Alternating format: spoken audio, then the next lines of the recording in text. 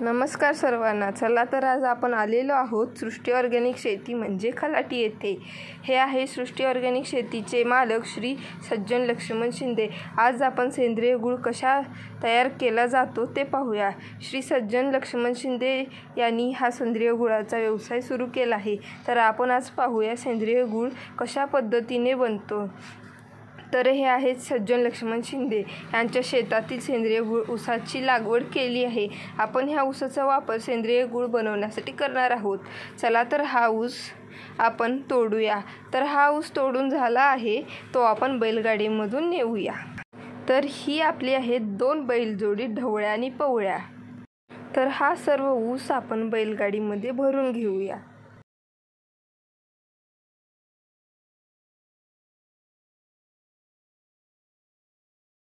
तर आपण पाहू शकता आपली बैलजोडी चाललेली आहे रसाच्या घाण्याकडे. तर आपली बैलजोडी पोचली आहे रसाच्या घाण्याकडे. तर हे पहा, हा आहे आपला ऊसाचा रस काढण्याचा घाणा. चला तर आपण पाहूया ऊसाचा रस कशा पद्धतीने काढला जातो. हा आहे सर्व ऊसाचा रस काढण्याचा घाणा. तर अशा पद्धतीने ऊसाचा रस काढला जातो. हा जो ऊस आपण वापरला आहे तो पूर्णपणे सेंद्रिय आहे. पाहू शकता कशा पद्धतीने रस काढला जातो.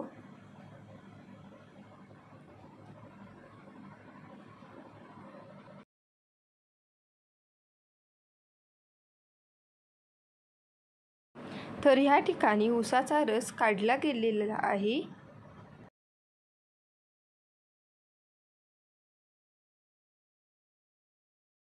तर मित्रांनो, ह्या ठिकाणी ऊसाच्या रसाची गाळणी होते. पूर्ण ऊसाचा रस ह्या ठिकाणी गाळून येतो. या ठिकाणी ऊसाचा रस काढला चाललेला आहे.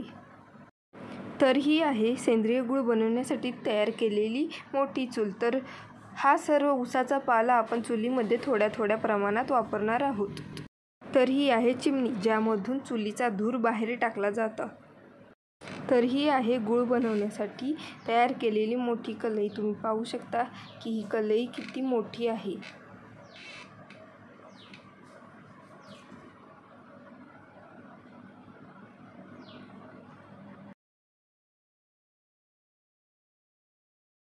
तुम्ही पाहू शकता ह्या कढईची साईज किती मोठी आहे. तर हा आहे ओपा, ज्यामध्ये तयार केलेल्या गुळाचे मिश्रण यामध्ये ओतले जाते. तुम्ही पाहू शकता गूळ बनण्याची प्रक्रिया कशा पद्धतीने आहे. तर हा आहे गाळलेला ऊस, जो आपण गूळ बनण्यासाठी वापरलेला रस चालला आहे गूळ बनण्यासाठी. आपण गाळलेला सर्व रस या कढईमध्ये ओतून घेतलेला आहे.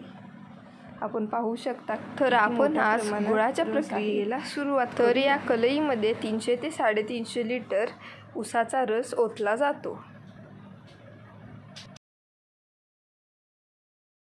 तर तुम्ही पाहू शकता या रसामधली घाण कशा प्रकारे बाहेर काढली जाते. ह्या रसाची घाण काढायला कमीत कमी 2 व्यक्ती पुरेसे. तर तुम्ही येथे पाहू शकता आपल्या रसाला किती छान उकळी आलेली आहे. इथे हा रस शिजत आहे गूळ बनण्यासाठी.